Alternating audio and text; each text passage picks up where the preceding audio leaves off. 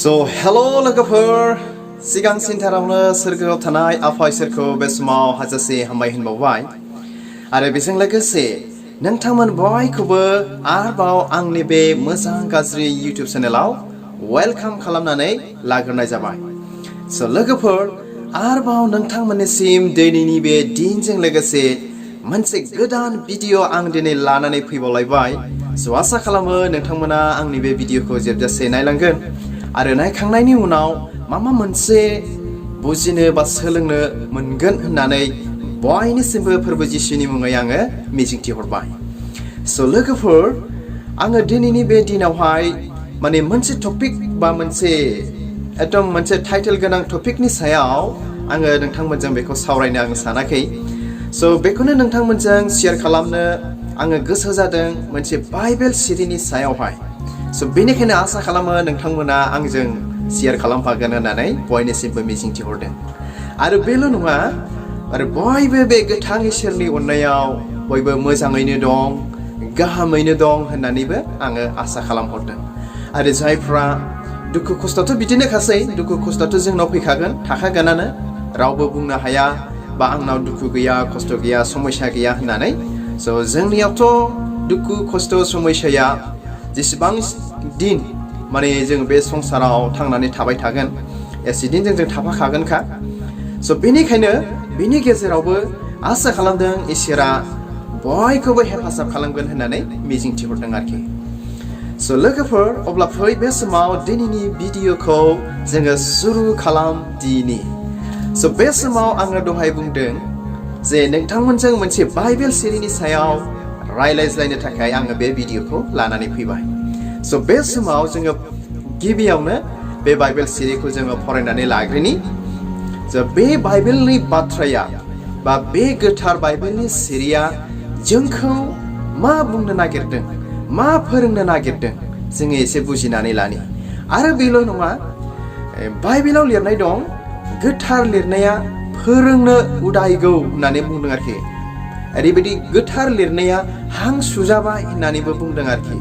आरो बेल' नङा, बाइबेलनि बाथ्राया बेरा फारनैजोंबो माने मोनसे थुंग्रि बादि बेरा फारनैजोंबो गोबौ, ओरैबो दान ओरैबो बौवो, ओरैबो दानबा ओरैबो बौवो आरोखि। आरो बाइबेलनि बाथ्राया बेल' नङा, सोरखौबा सोंखारियो, सोरखौबा बुजायो आरो जोंखौ फोरोङो आरोखि। So बेनिखायनो आसा खालामदों आरोखि बे बाइबेलनि बाथ्रायाबो दिनै जोंखौ सोंखारिनोबो हागौ, बुजायनोबो हागौ दिनैनि बाइबेल सिरिया, बा फोरोंनोबो हागौ आरोखि। बेनिखायनो बे आंनि जेसेबांनाखि साबस्क्राइबार्स, आंनि जेसेबांनाखि भिउवार्सफोर दं, नोंथांमोनखौहाय बे बाइबेल सिरिखौहाय बुजिगोन आरो बे भिडिअखौ नायलांगोन होननानैबो मिजिंथिहरदों आरो। So अब्ला बे समाव फरायनानै लाग्रोनि गिबियावनो बाइबेल सिरिखौ। So बेखौ मोनगोन बोसोन बिजाब 14 बालाबनि 1 सिरि। बेखौनो नोंथांमोनजों शेयार खालामनो गोसो जादों। So आसा खालामो सोरबा सोरबा बे बाइबेल सिरिनि सोमोन्दैथ' बयबो मोजाङैनो मिथिखागौ। अब्लाबो आंनि बे भिडिअनि गेजेरजों नोंथांमोनजों रायलायनो आं गोसो जादों आरोखि। So फरायनि जिसुनि मुङै बेयाव मा बुंदों? ओरैबायदि बुंदों बेयाव, गियानि हिनजावा न'खरखौ फेदेरलाङो, आन्थाय आखल गैयै हिनजावा न'खरखौ संहारसो खालामो होनना बुंदों आरोखि। So मिथिबायना लोगोफोर मा होननानै बुंदों? गियानि हिनजावा न'खरखौ फेदेरलाङोनो आरो आखल गैयै हिनजावा न'खरखौ संहार खालामोनो। So मिथिबायना मा होनदों गोथार बाइबेलनि बाथ्राया, सिरिफ्रा? So बे समाव लोगोफोर फै जोङो बेखौनो जोङो सावरायज्लायनि, जोङो मा सोलोंनो हायो बेनिफ्राय। जोङो बे समाव मोनथाम जिनिसखौ बे बाइबेल सिरिनिफ्राय जोङो मा खनखांनानै लानि आरोखि। खनखांनानै लानि मा? नाम्बार 1 आखल गोनां हिनजाव, नाम्बार 2 न'खर आरो नाम्बार 3 आखल गैयै हिनजाव। बेखौनो जोङो सावरायग्रोनि। अब्ला बे समाव लोगोफोर बाइबेलनि बाथ्राया जोंनो न'खरनि सोमोन्दैबो फोरोंबाय आरो मा बुंबाय, आरो गियानि हिनजावनि सोमोन्दैबो बुंबाय आरो आखल गैयै अगियानि हिनजावनि सोमोन्दैबो बुंबाय। बेनिखायनो आंनि बे भिडिअआवहाय जेसेबांनाखि साबस्क्राइबार्स जेन'बा हिनजावफोर दं आरोखि, बेखौ मिथिहरबाय आङो। So नोंथांमोना बे बाइबेलनि बाथ्राखौहाय जेन' एसे गोसो होनानै खोनासङो आरो बे बाइबेलनि रावफ्रा जेन'बा आंजों बुंजानाय बा सोरबा सासे मानसिजों बुंजानाय बे नङा बे गोथार बाइबेलनि राव बेनिखायनो बे बाइबेलनि रावा जोंखौ सोंखारिब्लाबो माने बुजिगोन होननानैहाय आं साननानै लायो स' बे समाव फै जोङो न'खरनि सोमोन्दै जों एसे रायलायनो न'खर होननानै बुङोब्लाथ' बयबो मिथियो न'खरा सोर सोर थायो न'खराव एक न'खरफोरा बिराद गिदिर एक न'खरफोरा बिराद फिसा जेरै न'खराव थायो बिमा बिफा बा बिहाव बिखुनजो बिदा बिबाजै बेवाइ बिबनां ना मा होनो बिबै बिबौ बिदिनो सोरबा बायदि बायदि थायो आरोखि बिसोरजों लोगो नांनानैसो मोनसे न'खर जायो रावबो हारसिङै न'खर दानो हाया न'खर फिसाब्लाबो मा बिसि आरो फिसाय थागोन आरोखि न'खर फिसाब्लाबो आरो मा सासेसो गथ'फोरबो थानो हागौ स' बेजोंसो गंसे न'खर दिनै जायो आरोखि बेनिखायनो ख्रिस्ट'नि अनजाग्रा लोगोफोर स' बेबायदि न'खरखौ माबायदि मानसिफ्रा माबायदि आइजोफ्रा बा मा रोखोम हिन्जावफ्रा फेदेरलाङो बाइबेला दिनै जोंनो बेखौ फोरोंदों मिथिहोदों आरोखि स' बाइबेला होनदों गियानि हिन्जावा न'खरखौ फेदेरलाङोनो मिथिबायना जाय हिन्जावा गियानि बेबायदि गियानि हिन्जावा न'खरखौ फेदेरलाङोनो स' माब्रै फेदेरलाङो जों एसे सिन्था खालामनि लोगोफोर बे हिन्जावा माब्रै न'खरखौ फेदेरलांनो हायो स' बे समाव जोङो मिथिनो हायो जाय मानसिनाव गियान दं बे गियानानो बेनियाव थानानै बा बेखौ गावनि गियानखौ बाहायनानैनो बे गासैखौबो मोजां खालामखागोन आरोखि माब्रैहाय सासे गियानि हिन्जावा गावनि मोजांथार आखल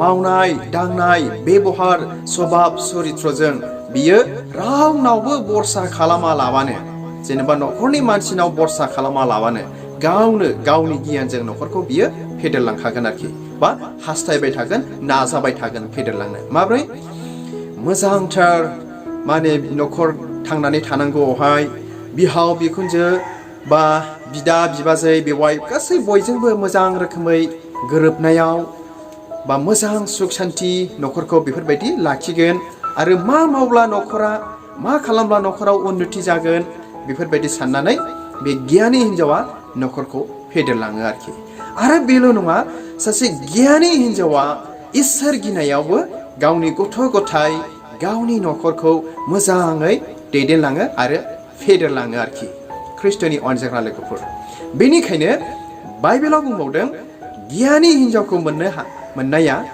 बिराद मोजां माने मोनसे दाम गोसा जिनिसखौ मोननाय बायदि होननानै बुंदों आरोखि बाइबेलाव स' बेनिखायनो अनजाग्रा लोगोफोर बे समाव आंनि जेसेबांनाखि साबस्क्राइबार्स हिन्जावफोर दं जेन'बा बिथांमोनखौ आङो खावलायहरदों जोङो बे समाव गावखौ एसे बिसार खालामनि आङो बेबायदि गियान गोनां आइजो नंगौना नङा आङो बेबायदि गियान गोनां हिन्जाव नंगौना नङा ख्रिस्ट'नि अनजाग्रा लोगोफोर नाथाय बाइबेला होनदों गियान गोनां हिन्जावा न'खरखौ फेदेरलाङोनो स' दहाय जों एसे सिगाङाव सावरायबाय जे हिन्जावा गियान दं गावनि मावनायनि गेजेरजों ना गावनि सभाब चरित्रनि गेजेरजों गावनि थांनानै थानायनि गेजेरजों गावनि इसोर खुलुमनायनि गेजेरजों बे गियानि हिन्जावा मा न'खरखौ फेदेरलांगोन आरोखि न'खरखौ फेदेरलाङो आरो ओरैबायदि हिन्जावफोर दिनै जोङो नुनो मोनो बेबायदि गियान गोनां हिन्जावफोरना जेन'बा रावनिबो सायाव बा फिसायनि सायावनो बरसा खालामा लाबानो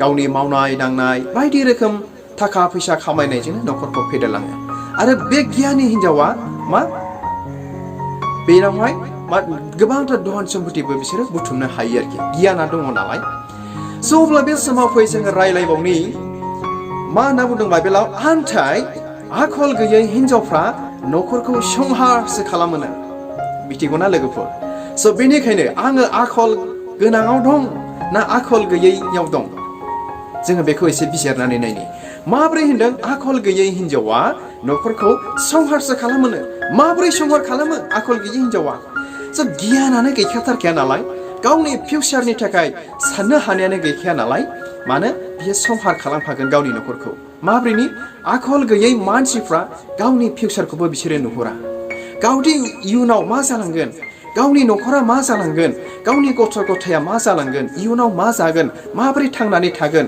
बेखौ साननो हानाय गियानानो गैखाला नालाय बेनिखायनो मा जानोसै बेफोरबायदि मानसि बा बेफोरबायदि आखल गैयै आइजोफ्रा गावनि न'खरखौ संहार खालामनानैसो लायो आरोखि। माब्लाबा गोबांथार थाखा फैसा मोनब्लाबो गावनि न'खरा इयुनाव बा उनावहाय मा जानांगौ मा लोंनांगौ माबोरै थांनानै थागोन बेखौ मिथिया लाबानो थाखा फैसा मोननाय समाव बेफोरबायदि गियान गैयै माने हिनजावफ्रा आरोखि बायदि रोखोम बाहायनानै गोरलाब गोच्चाब माने एसे हागौ एसे बाहायनानै जानानै लोंनानै संहार खालामो। आरो बेल' नङा, आखल गैयै हिनजावफ्रा आरोखि गावसिनि गाज्रि मावनाय दांनाय, गावसिनि गाज्रि बेबहार, साल सलन, न'खराव रावजोंबो गोरोबनो रोङै, न'खराव सुख सान्ति बार होनो रोङै, राग जोंनाय बायदि रोखोम बेबहारजोंनो न'खरखौ संहार खालामो आरोखि आखल गैयै हिनजावफ्रा। जायनि थाखाय जोङो हाबा जागोदानफोरखौ गोबांथार मानसिफोरा बिजिरो आरोना। मा होननानै हिनजाव जेन'बा हाबा जाखांनानै गोबांथार मानसिफ्रा न'खराव आलदा जुदा, न'खरा गावलायो बायो बायदि रोखोम जायो आरोखि। जुदि बे न'खराव आखल गोनां मानसिफोर थानायमोनब्ला बे न'खरफ्रा बेबायदि जानाय नङामोन आरोखि। दिनै मानसिफ्रा दिनै बेखौ रायलायो आरोखि। बेनिखायनो बाइबेला दिनै जोंनो मिथिहोबाय जे गियानि हिनजावा न'खरखौ फेदेरलाङोनो आरो गियान गैयै बा आखल गैयै हिनजावफ्रा न'खरखौ संहारसो खालामोनो। बेनिखायनो ख्रिस्ट'नि अनजाग्रा मा होनो आंनि साबस्क्राइबार्स, आंनि भिउवार्स जायफ्रा नाखि हिनजाव माहारियाव दं आरोखि, बेखौ बुंबाय आङो। जायफ्रा ख्रिस्ट'नि बिसाफोर, बे भिडिअनि गेजेरजों आङो खावलायहरबाय जोङो बे समाव गावखौ एसे बिसार खालामनि। आङो आखल गोनां हिनजाव ना आखल गैयै हिनजाव? जुदि आखल गोनां जुदि आं हिनजावब्ला आङो न'खराव सुख सान्ति लाबोगोन, आङो न'खरखौ जौगाहोगोन, फेदेरलांगोन। गोबांथार मावनाय दांनायनि गेजेरजों गोबांथार गोरोबज्लायनाय, क्षमा होज्लायनाय, अनज्लायनायनि गेजेरजों आखल गोनां हिनजावा न'खरखौ फेदेरलांगोन आरोखि। नाथाय जुदि जोङो आखल गैयियाव गोग्लैयोब्ला जोङो गावजों गाव न'खराव रागा जोंज्लायब्लाबो खेमा होलायनो हानाय नङा, बिहाव बिखुनजोखौ सिनायनाय नङा, बा बायदि रोखोम ना गोरोबज्लायनो हानाय नङा, क्षमा होज्लायनो हानायबो नङा। बिनि जुगुदै मा जागोन? बिनि दुवारै मा जागोन? न'खरा संहार जालांगोन, न'खरा बायलांगोन। नैबेफोरबायदि जायो आरोखि। बेनिखायनो ख्रिस्ट'नि अनजाग्रा लोगोफोर, बे समाव जोङो बेखौनो गावखौ दांग्रोमनि। बाइबेला दि होनदों आखल गोनां हिनजावा न'खरखौ फेदेरलाङो, आखल गैयै हिनजावा न'खरखौ संहार खालामो। दा बे मोननैनि गेजेराव आङो बबे मोनसेयाव दङ बेखौसो आङो नोंथांमोनजों शेयार खालामनो गोसो जादों। मानोना गोबांथार समाव जोंनि न'खरफ्रा दिनै बायनो नांगौ जायो, संहार जानो नांगौ जायो। गोबांथार जोंनि बिसायफ्रा आखल गैयाब्लाबो जुदि बिसिफ्रा आखल दङब्ला बे बिसिनि आखलजोंनो न'खरफ्रा मोजां जायो आरोखि ना। गोबांथार समाव जोंनि बे हौवा मानसिफ्राबो आखल थाखाया, नाथाय हौवा मानसिफ्रा आखल थायाब्लाबो जाय हिनजावनियाव आखल दङ, गियान गोनां दं, गियान दं, बे हिनजावफ्रा फिसाय नङाब्लाबो, फिसाया आखल गैयाब्लाबो बे गियान गोनां हिनजावा गावनि न'खरखौ फेदेरलांखागोन आरोखि। बियो गावनि न'खरखौ मोजाङै हागौमानि बियो लाखिनो सेस्था खालामखागोन आरोखि। बाइबेला दिनै जोंनो बेखौनो मिथिहोदों आरोखि। बेनिखायनो लोगोफोर, बे बाइबेल सिरिया मा जोंखौ मिथिहोदों? मा होनना मिथिहोदों? ए वाइज वुमेन बिल्ड हार हाउस होननानै मिथिहोदों आरोना। आरो बुंबावदों बेल' नङा, बेबायदि आखल गोनां हिनजावा, बेबायदि गियान गोनां हिनजावा मा होनना बुंदों? She is a source of strength, बोलोनि फुंखानो। आरो बेफोरबायदि आखल गोनां हिनजावा मावथिनि फुंखा होननानै बुंदों आरोखि। जे फुंखाया जोबनो रोङा, जेरै दैमुनि दैया गबाय थायो आरोखि। बाइबेला दिनै जोंनो बेखौ मिथिहोदों आखल गोनां हिनजावा गोबांथार मावथि आरो मावथिनि फुंखा, बोलोनि फुंखा गावनि न'खरनि थाखाय आरोखि। बेफोरबायदि हिनजावा, गियान गोनां हिनजावा, बाइबेला दिनै जोंनो बेखौ मिथिहोदों आरोखि। बे समाव लोगोफोर, नोंथांमोननिसिम मोनसे बाइबेल सिरि फरायनानै खोनासंनो आखायाव लाबावबाय। बेखौ मोननो हागोन बोसोन बिजाब 9 बालाबनि से सिरि फरायनि। गियाना गावनि न'खौ लुबाय आरो बियाव 7 खुन्थिया होबाय होननानै बुंबावबाय आरोखि। मा होनदों? गियाना गावनि न'खौ लुबायनो, ओमफ्राय बेयाव 7 खुन्थिया होबाय, 7 पिलार्स बेयाव होबाय आरोखि। लोगोफोर, गियान गोनाङासो न'खौ फसंनो हायो, नंगौना नङा?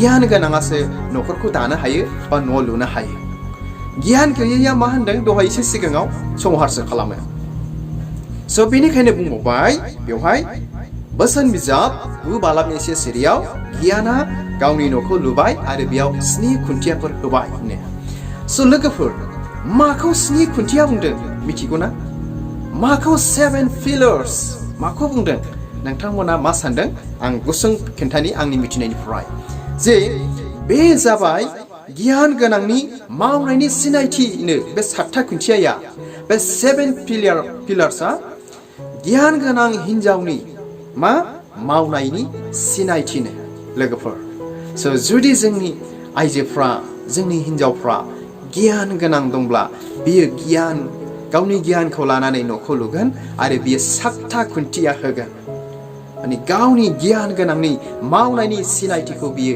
दिन्थिगोन अनसायग्रा लोगोफोर स' बेनिखायनो हामबायसै आसा खालामो नोंथांमोना आंनि बे भिडिअखौ नायनानै मोजां मोनबाय आरो दिनैनिफ्राय आंनि साबस्क्राइबार जेसेबांनाखि भिउवार्स जेसेबांनाखि हिनजावफोर दङ आखल गोनां हिनजावफोर जागोन होननानै साफ्रोमखौबो फोरबो जिसुनि मुङै आङो मिजिंथिहरबाय आरो आंबो जोंनि ख्रिस्टियान हिनजावफोरखौहाय आखल गोनां हिनजाव जाजानोखौ आंबो हाजासे लुबैयो स' हामबायसै आरो दिनैनिफ्राय बयबो आखल गोनां सासे हिनजाव बादि जागोन होननानै बयनिसिमबो फोरबो जिसुनि मुङै मिजिंथिहरबाय आरो आसा खालामो नोंथांमोना आंनि बे भिडिअखौ नायनानै मोजां मोनबाय जुदि नोंथाङा आंनि भिडिअखौ नायनानै मोजां मोनबायब्ला अन्नानै आंनि चेनेलखौ साबस्क्राइब खालामदो आरो लाइक खालामदो जेन' बेफोरबायदिनो फोरबोनि गाहाम बाथ्राखौ मोनहैबाय थानो हानायफोरबायदि स' हामबायसै गोजोन्थों खुलुमबाय